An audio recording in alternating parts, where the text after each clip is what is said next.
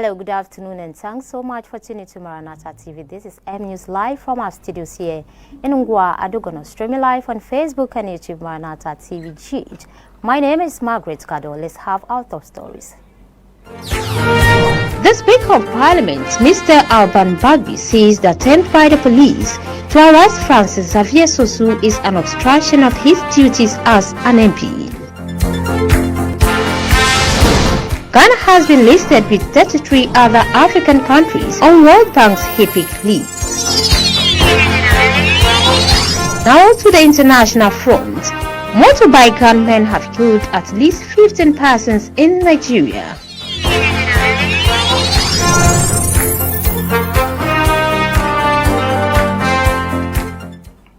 These and many more stories are making the headlines for the next 30 minutes. Now the details. The Speaker of Parliament, Alban Bagby, has described the attempt by the police to arrest the Member of Parliament for Medina, Mr. Francis Xavier Sosu, during demonstration as obstruction of his duty as an MP. According to him, the police had no right to arrest the Member of Parliament as he was about to address his constituents during the demonstration and had gone through the due process. Speaking at the Speaker's Breakfast Forum in Kumasi, he stated that in order to reduce the tension, he would engage other stakeholders to come up with legislation that would guide how similar issues would be handled in the future. There is an increase in public discourse in recent times about the privileges and immunities of MPs, officers of Parliament, and Parliament itself. It is not new, the Speaker said. Since he became an MP, it has been coming up a number of times, and even now some of these things come to his desk. They have processed a number of them well. That a number of MPs are before the court and they are being prosecuted, so there is nobody saying MPs or Parliament are above the law, the Speaker said. But this particular instance before us involving the MP for Medina, the Speaker said he can put his neck on it, that they have no such powers after he had gone through all the processes with the police, and then they sent their contingent to arrest him while he was talking to his people. That is an obstruction, and how can that be said that the Speaker is preventing the MP to be arrested? That cannot be tolerated, he added. Mr. Sosu led a demonstration in which the police content included some unlawful acts, hence the attempt to arrest the MP. Mr. Sosu has said police even manhandled him on the day of the protest. This led to him filing a complaint in Parliament against 2 police officers. There were also police officers present at a church service to arrest the MP, although the police have denied that there was an attempt to arrest him at the church. The Speaker of Parliament further refused a police request to release the Medina MP for interrogation. This compelled the police to secure a criminal summons for Mr. Sosu. The MP, however, missed the court date because he was out of the country, and the case has been adjourned to November 16, 2021. First Lady Mrs. Rebecca Akufo-Addo has expressed delight at the inclusion of 4 childhood cancers on the National Health Insurance Scheme package.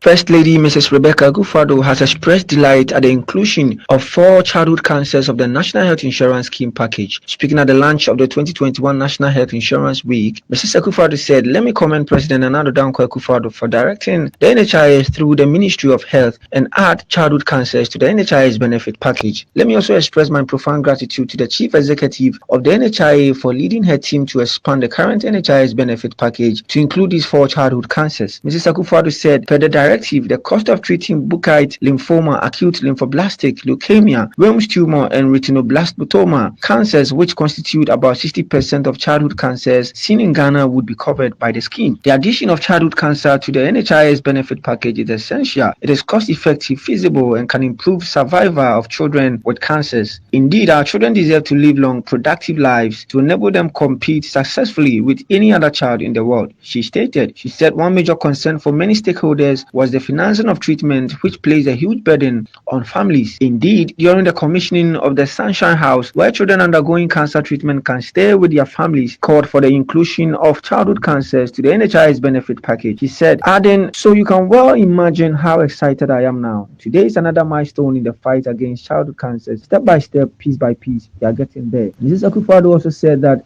Cape Coast, Tamale, and Ho teaching hospitals will be providing oncology services to bring the treatment of cancer closer to more people. But we still have a lot of work to do as a country. We must institute awareness of early detection to increase better outcomes for our children. This calls for systematic and comprehensive education targeting communities, educators, health personnel, religious organizations, politicians, NGOs, and many others. She added, the First Lady further noted that after a successful NHIS pilot project of family planning services in some selected districts in the country, it will be included on the scheme's benefit package from January 2022, saying certainly this will help to improve our maternal and child mortality outcomes. Minister of Health Kwaku Agyeman said the government is working to ensure a robust health insurance system.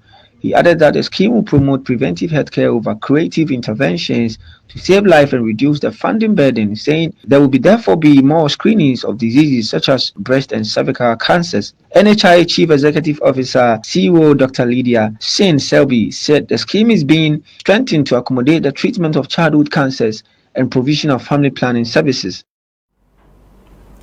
Let's do more story where the Member of Parliament for Damongo constituency in the Savannah region, Adamu Tawakilu, has asserted that the party's chances of recapturing the seat is 80% sure. According to him, the factors that led to his defeat in the last election are fast changing, and believes that the National Democratic Congress NDC will win back the seat in 2024. Mr. Mutawakilu lost the Damongo seat after 8 years in Parliament to the MPP Samuel Abdullahi Janapo in 2020. Speaking to the media after a day's training workshop for party communicators in Damongo, Mr. Mutawakilu said there is an 80% chance that the National Democratic Congress NDC will recapture the seat. Asked if he will be contesting for the seat in the next election, Mr. Mutawakilu said he is still consulting and assessing the situation to decide. A former Minister of State, Alhaji Muhammad Limuna, called for unity within the party in the constituency. He said they cannot continue to be fighting each other if they intend to be victorious in 2024. For the Damongo constituency's communications officer for the party, there is every indication that Adam Mutawakilu is the man to lead them to recapture the seat. He said as a party in opposition, the communicators will lead the charge in ensuring their messages get to the voters. Away from that story, the Secretariat of the Nation Builders Corps, NABCO, has directed trainees of the program to remain at post.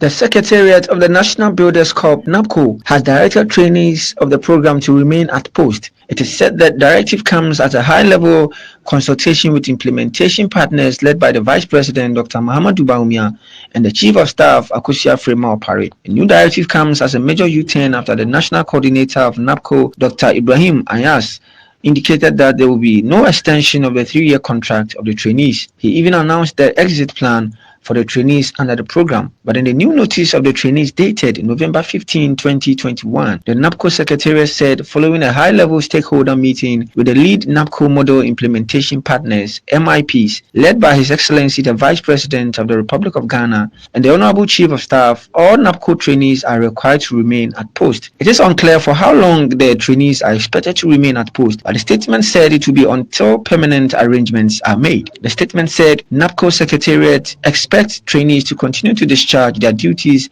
diligently and professionally at their various workplaces whilst the scheme and the MIPs work towards a smooth final transition. Meanwhile, the notice has indicated that a new cohort of NABCO trainees will be recruited in 2022. MNews returns shortly with business. Please do stay.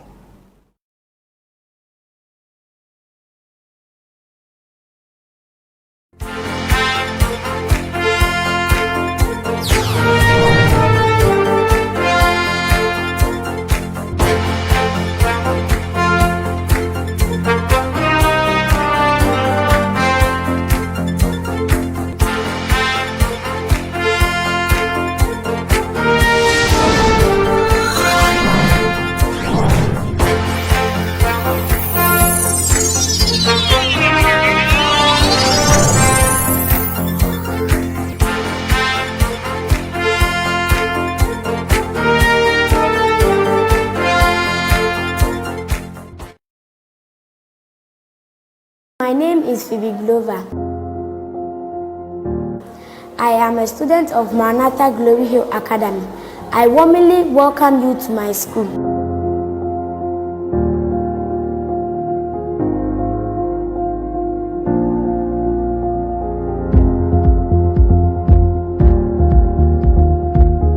Maranatha Glory Hill Academy is a great school with effective teaching as our hallmark. My name is Ivy Kokolabe, a staff of Maranatha Glory Hill Academy and also a teacher from the Montessori 1. We nurture and train future leaders.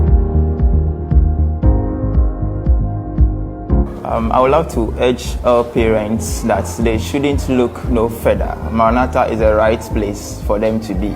We have good environment, good teachers, and the school is so lovely. Maranatha Glory Hill Academy has many facilities which are fully furnished, some of which are spacious classrooms, which makes it easy for us to adhere to the COVID protocol. We also have a modern IT lab and a library which aids in teaching and learning. Maranatha Glory Hill Academy also engages in extracurricular activities such as music and dance, cadet and physical education.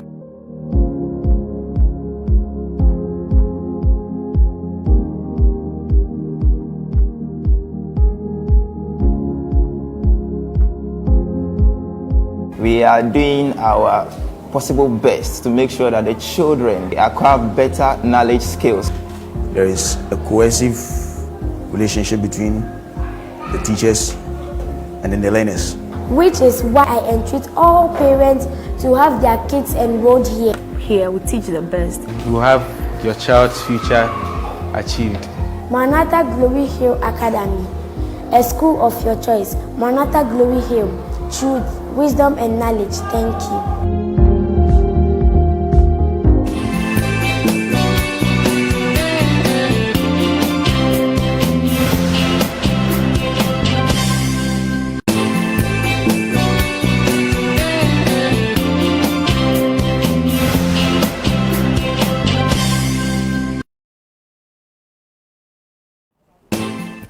You welcome back from the commercial break. It's now time for business. The Republic of Ghana is among about 34 African countries which are currently on the World Bank and International Monetary Fund's heavily indebted poor countries list. The Heavily Indebted Poor Countries List is a joint initiative by the World Bank and the IMF, which was launched in 1996. On the World Bank's website, data.worldbank.org, the Africa countries listed include Ghana, Tanzania, Ethiopia, Benin, Burkina Faso, Burundi, Cameroon, Central African Republic, Chad, Comoros, Ireland, Democratic Republic of Congo and Republic of Congo. Others include Ivory Coast, Eritrea, Gambia, Guinea, Guinea-Bissau, Liberia, Madagascar, Malawi, Mali, among others. An information obtained from the IMF fact sheet states that the HIPIC initiative aims to ensure that no poor country in the world ever faces a debt burden it cannot manage. A report stated that the relief initiative works in such a way that multilateral financial organizations, including the IMF and the World Bank, work in partnership with governments across the world to lower external debt of impoverished countries to sustainable levels. It is, however, important to note that being poor is not the only eligibility criteria for being admitted on the heavily indebted poor countries list. There are a number of other requirements, including an established track record of the capability to grow out of poverty over time. The report added countries must be eligible to borrow from the World Bank's International Development Agency. Only countries facing unsustainable debt burden that cannot be addressed through traditional debt relief mechanisms can be admitted. The countries must have established track records of development reforms and sound policies. They must also have strategy paper in place. Meanwhile, Colonel Foriata has denied reports that the Akufo-Addo-led government will be seeking financial support from the IMF to help stabilize the economy. Still on business, the Minister of Food and Agriculture, Dr. Awusu Afriyie-Akoto, has rejected claims that food prices are escalating on the Ghanaian market. That is a wrong perception. The statistics that we compile in this ministry do not support that. I mean, the size of kenke that you're talking about, we've had this our 5th year of planting for food and jobs. Nobody complained about the size, reducing size of Kenkey until this year. Why? Because there was a drought last year in the southern part of this country, a very heavy drought, both in the major and minor season in the forest and the southern part. People forget these things very easily, and that affected supplies. And had it not been the very good harvest that we had in the north, the situation would have been far, far worse. So this year, fortunately, apart from the 1 month delay in the major season rains in the south, the rains have been excellent. So you go to the north, you'll be amazed. I was in the north in Walla Walla at the Vice President's mother's funeral. And from the air you can see, and coming on the road, the harvest is very, very good. Yes, you are talking about planting for food and jobs. It's very much alive and it's going to carry on as we have before. It's maturing, more and more farmers are benefiting. We see the productivity, which is the target for smallholders, are being achieved with higher yields of all the grains and the tubers and so on. So it is very heartwarming to see that in spite of what the naysayers were saying a few months ago, including the former president, that there's going to be famine. In fact, we are on the cusp of a major boom in food production, to the extent that if you monitor the tamale market, for instance, grain market, prices are tumbling.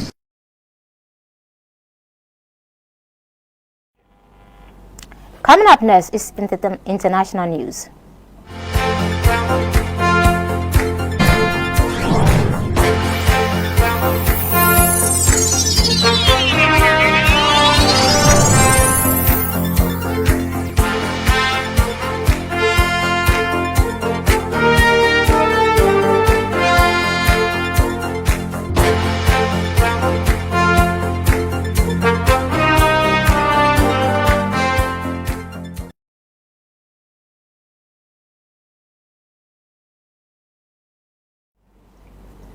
Now in the foreign front, motorbike riding gunmen have shot at least 15 civilians and injured many others in the northwestern Nigerian state of Sokoto. The Nigerian security authorities have been grappling with a wave of killings and kidnappings. The killings happened in the early hours of Monday. The state governor Aminu Tambuwal, who confirmed the attacks in a statement, said 13 of the victims were killed in the town of Ilila on the border with Niger. 2 others were killed in a separate attack in Goronyo, a town where armed men carried out a massive attack last month, killing more than 40 people at a market. Reports indicated many residents have fled their homes following the latest attacks. The region is grappling with a wave of killings and kidnappings for ransom by armed gangs, which continued despite the deployment of thousands of security forces. Over the weekend, militants affiliated to the so-called Islamic State group killed several members of the Nigerian security forces, including an army general in an ambush in Borno State. Let's now do some entertainment. Ghanaian High Life genius Kwabena Kwabena has jumped to Kwame Eugene's defense over the wild allegations that he steals songs from established and upcoming musicians. The adult music crooner threw his unflinching support behind the Links Entertainment signee while speaking as a judge at TV3's mentor. According to Kwabena Kwabena, Kwame Eugene has never stolen the song of any musician, and it's only haters who accuse him of such. He said, "It is a worry. We don't appreciate talent. What is the meaning of he has stolen a song? Kwame Eugene has never stolen a song before. Period. Everyone should stop saying that." These comments followed after an argument ensued between Kwame Eugene's boss, Richie, and Rex Omar over who the original owner of popular High Life song dubbed Hawakoma Mami is. Kwame Eugene accused of stealing his new song, Banka, from a female artist. Meanwhile, Kwame Eugene made headlines over allegations of song theft 3 weeks ago. A female musician called Bades Corner accused him of stealing her song titled Vulgar. Kwame Eugene finally reacted to claims that he stole Bades Corner's song. Speaking on Rainbow Radio, she alleged that she sent him the song for a feature, but he allegedly described the song as childish, but later went ahead to steal the rhythm and flow.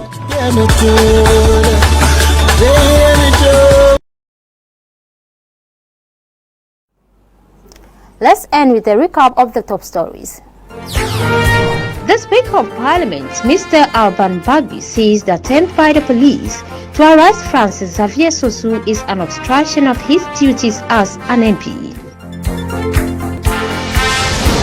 Ghana has been listed with 33 other African countries on World Bank's HIPC list. Now to the international front. Motorbike gunmen have killed at least 15 persons in Nigeria.